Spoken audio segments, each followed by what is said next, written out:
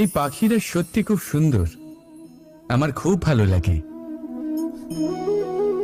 আপনি নিশ্চয়ই শুনে থাকবেন যে কিছু পাখির কাছে ডানা অবশ্যই থাকে, কিন্তু উড়তে পারে না। তারা চায় উঁচু আকাশে উড়ে বেড়াতে এবং মেঘেদের সাথে কথা বলতে, করতেই পারে না। এবার এই সংসারেও পাওয়া যায় ঘুড়িও। এদের মধ্যে না জীবন আছে, না প্রাণ আছে, আর না আছে ডানা, কিন্তু এরা আকাশের সাথে কথা বলে, হাওয়ার বেগের সাথে কথা বলে, আনন্দ করে, উৎফুল্ল হয়ে ওঠে। আকাশে জীবনের কিছু মুহূর্ত কাটায়। তার কারণ কি হতে পারে? কারণ হলো সুতো। এই সুতো যদি সঠিক হাতে থাকে তাহলে এই কাগজের তৈরি ঘুড়িও আকাশের উচ্চতায় উড়ে বেড়াতে পারে। এবার এই সুতো আসলে কি? এই সুতো হলো আসলে ভালোবাসা। এই সুতো হলো আসলে বিশ্বাসের। আর এটা আপনি দিয়ে থাকেন তাদের হাতে যাদের আপনি বিশ্বাস করেন, যাদের আপনি নিজের সর্বস্ব দিয়ে দেন। ভেবে দেখুন, এই ভালোবাসা আর বিশ্বাসের সুতো আপনি যদি সঠিক মানুষের হাতে দিয়ে দেন তাহলে আপনি অনেক উচ্চতায় উঠতে পারবেন, আকাশের উচ্চতায় উড়ে বেড়াতে পারবেন, মেঘের সাথে কথা বলতে পারবেন, পাখিদের মতো উঠতে পারবেন, যা ইচ্ছে তাই করতে পারবেন। শুধু এই মানুষ সঠিক হতে হবে, এমন একজন মানুষ যার মনে আপনার জন্য ভালোবাসা রয়েছে, এমন এক মানুষ যার মনে কোনো স্বার্থ নেই, যিনি পরোপকারী, এমন একজন ব্যক্তি যিনি আপনার অস্তিত্বকে বাইরে নিয়ে আসতে পারবেন, তাকে উজ্জ্বল করে তুলবেন। তাহলে ভালোবাসুন, আনন্দ করতে থাকুন, আর এই আনন্দ সহকারে বলুন রাধা রাধা। মানুষ জীবনে সবসময় সুখ পেতে চান, কিন্তু এই সুখ এটা আসলে কি? এই সুখের আসল রূপ কি? আমি বলি সুখের আসলে দুটি রূপ হয়, বাহ্যিক সুখ, আত্মিক সুখ। আর এটা ঠিক তেমনই হয় যেরকম আমাদের শরীরের সাথে জড়িত ছায়া আর আমাদের শরীরের মধ্যে বসবাসকারী আত্মার। যদি ছায়ার কথা ভেবে দেখেন তাহলে বুঝতে পারবেন আমাদের শোবার সময় ভোরবেলা এই ছায়া অনেক বড় হয়ে যায়। যখন এই সূর্য মাথার উপরে চলে আসে তার তাপ বেড়ে যায়, তখন এই ছায়া ছোট হয়ে যায়। আর যেই অন্ধকার নেমে আসে এই ছায়া আপনার সঙ্গ ত্যাগ করে। এরকমই হয় বাহ্যিক সুখ। আর এবার কথা বলি আমাদের শরীরের মধ্যে বসবাসকারী এই আত্মা। এই আত্মা কখনো আমাদের সঙ্গ ত্যাগ করে না, সব সময় আমাদের সাথে জড়িয়ে থাকে। এরকমই হয় আত্মিক সুখ, যা সব সময় আমাদের সাথে থাকে। আত্মিক সুখ কারোর সেবা করে, আত্মিক সুখ কাউকে সাহায্য করে, আত্মিক সুখ প্রেম বোধের, যা কখনো আমাদের সঙ্গ ত্যাগ করে না। সেখানে বাহ্যিক সুখ যতক্ষণ আপনি সম্পন্ন কিছু মানুষ এবং সুবিধার সাথে আছে, এই বাহ্যিক সুখ আপনার সাথে থাকবে। সম্পন্নতা চলে গেলে, মানুষজন চলে গেলে, সুখ সুবিধা চলে গেলে বাহ্যিক সুখও চলে যায়। তাহলে এই আত্মিক সুখ খুঁজে নিন এবং সেই সুখের সাথেই বলুন রাধা রাধা। শক্তি, শক্তি অর্জন করা এতটা কঠিন নয় যতটা শক্তি লাভ করার পরে সেই শক্তি সামলানো কঠিন হয়। কারণ যেই মানুষ শক্তি লাভ করে তার মনে গর্ববোধ জন্মায়, জন্মায় অহংকার, জন্মায় জেদ। তাই শক্তি প্রাপ্ত করার সাথে বিনম্র থাকাও অত্যন্ত আবশ্যক। আর এটা আমাদের শেখা উচিত বৃক্ষের থেকে। বৃক্ষ যা আমাদের ফল দেয়, বৃক্ষ যা যত ফল দেয় ততটাই ঝুঁকে যায়। আমরা পাথর মারি ওই বৃক্ষের থেকে ফল প্রাপ্ত করার জন্য। সেই পাথরের মার সহ্য করেও বৃক্ষ আমাদের ফল দেয়। কোনো গর্ববোধ নেই, কোনো অহংকার বোধ নেই। আর সেই জন্য এই বৃক্ষের পুজো করা হয়। এটাই হলো মাহাত্ম্য শক্তির সাথে বিনম্রতার। যদি এই শক্তি সৃজন করে থাকে সাহায্য করে থাকে, সম্বল হয়ে থাকে, তবেই সেই শক্তি উপযুক্ত। আর নয়তো সেই শক্তি একদিন আপনাকে আসক্ত অবশ্যই করবে। তাহলে শক্তি অবশ্যই অর্জন করুন, কিন্তু তার সাথে সেই শক্তি সামলানোর মতো বিবেকও আপনাকে অবশ্যই জাগ্রত করতে হবে। তাহলে আসুন আমার সাথে ভালোবেসে বলুন, রাধা রাধা। অনেক সময় এমন হয় যখন মানুষ আমাদের সত্যকে অস্বীকার করতে থাকেন আর মানুষের মিথ্যে কথাগুলিকে গ্রহণ করেন, তাও আবার অত্যন্ত সহজে। তখন আমাদের খুব দুঃখ হয়, বড়ই ক্রোধ হয় মানুষের এই মানসিকতা নিয়ে। কিন্তু এটা জানা অত্যন্ত গুরুত্বপূর্ণ যে এমন কেন হয়। কারণটা কি আপনি? আপনারই কি কোনো দোষ রয়েছে? কখনোই নয়। কারণ হলো এটা যে এই যে সত্য, এই সত্যের মূল্য অত্যন্ত অধিক, এতটাই অধিক যে অনেক সময় অনেক ধনী ব্যক্তিও এর মূল্য মেটাতে পারেন না। সেখানেই যদি মিথ্যের কথা বলি, তাহলে এর মূল্য অত্যন্ত কম। অত্যন্ত সহজে এই মিথ্যে সবার মধ্যে বিক্রি হয়।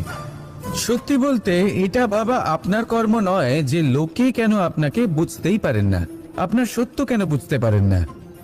আপনার কর্ম হলো আপনার সত্যের সাথে দাঁড়িয়ে থাকা, সেই সত্যের সাথে চলতে থাকা। কারণ সত্য তার কাছেই আসবে যে সত্যকে খুঁজে নিতে চায়। নয়তো বেশিরভাগ মানুষ মিথ্যেকে নিয়েই প্রসন্ন রয়েছেন। আপনি সত্যের সাথে কর্মের পথে অগ্রসর হতে থাকুন। সত্য বেশি দিন লুকোনো থাকে না। সংসারের সম্মুখে এটা অবশ্যই একদিন আসবে, কিন্তু তখনও সেটা মানুষের ওপর সে বিশ্বাস করবে কি করবে না।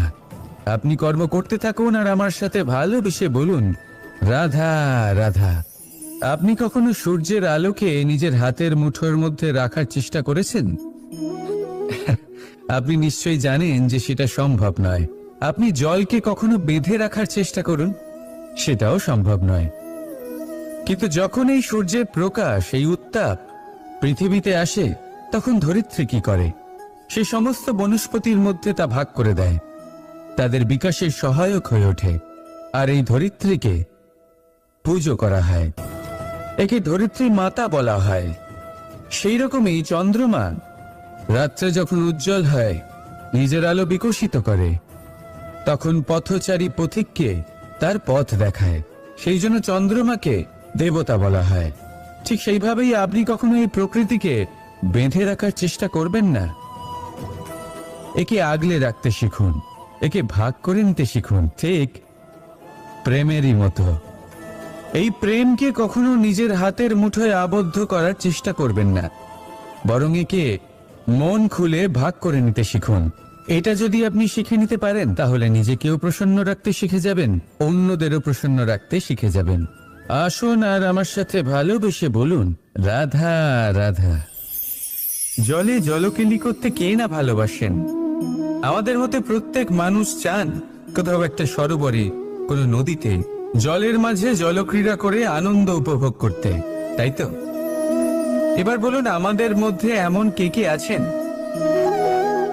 যারা সাগরের ঢেউয়ের মধ্যে এক পাড় থেকে অন্য পাড়ে সাঁতার কেটে যাবার সাহস রাখেন? কে আছেন এমন? এবার এই কাজটা হলো অত্যন্ত কঠিন। আমরা পার পছন্দ করি, জলকেলি করতে ভালোবাসি, কিন্তু পাড়ের কাছে, সমুদ্রের ঢেউয়ে নয়।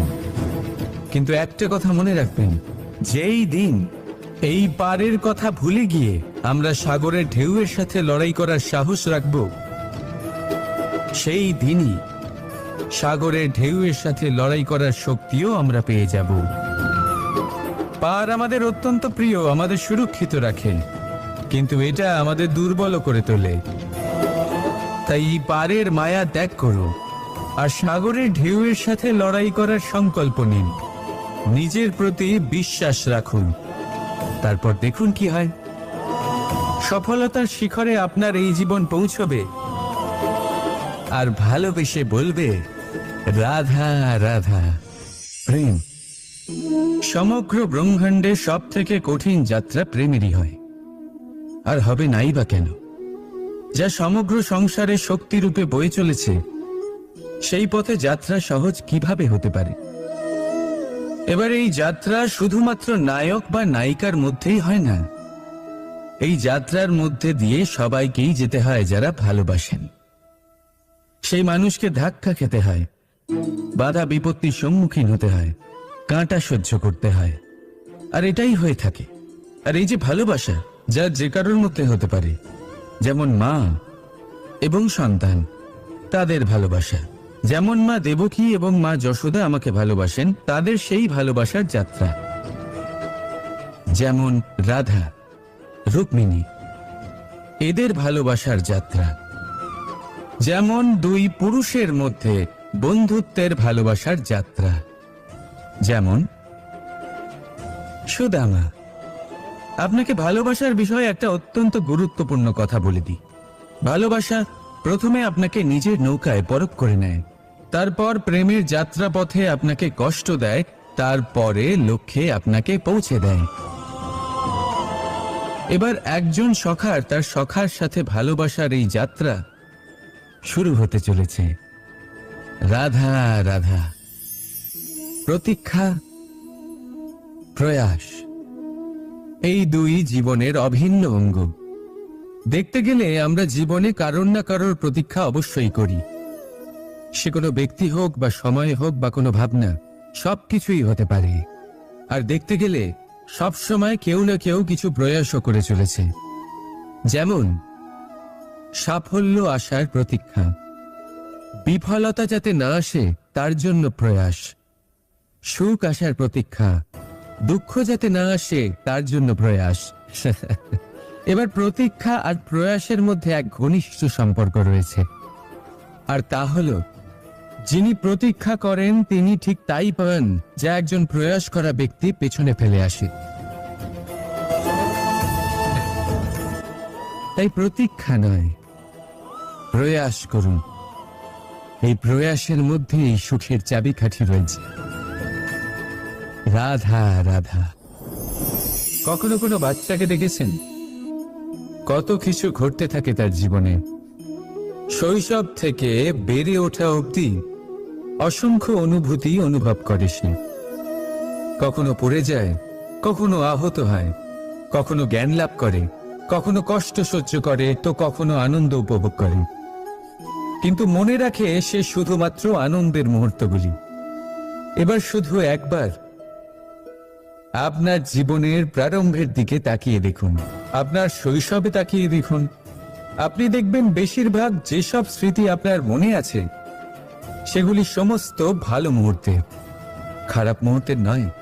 সেই জন্য শৈশব সব থেকে সুখী হয়, এতে নিশ্চিন্ত থাকা যায়। সেই জন্য আজ আপনি যতই বড় হয়ে উঠুন না কেন, খারাপ স্মৃতি, খারাপ ঘটনা সব ভুলে যাওয়ার চেষ্টা করুন। একবার খারাপ ঘটনা ভুলে যাওয়ার অনুভূতি আপনার হয়ে গেলে তখন মনে রাখবেন, যতই কঠিন পরিস্থিতির মুখোমুখি আপনাকে হতে হোক, তার মোকাবিলা করতে আপনি সক্ষম। রাধা রাধা।